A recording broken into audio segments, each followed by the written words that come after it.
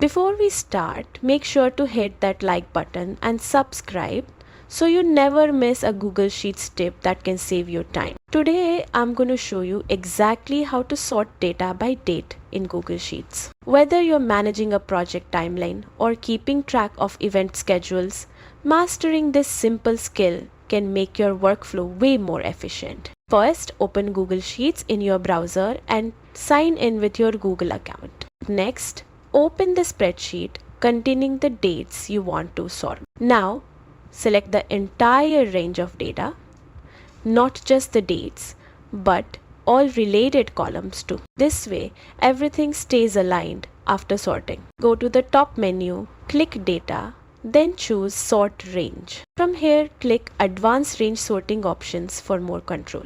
If your data has a header row, check the box that says Data has header row so your headings stay in place. Then, select the column containing your dates.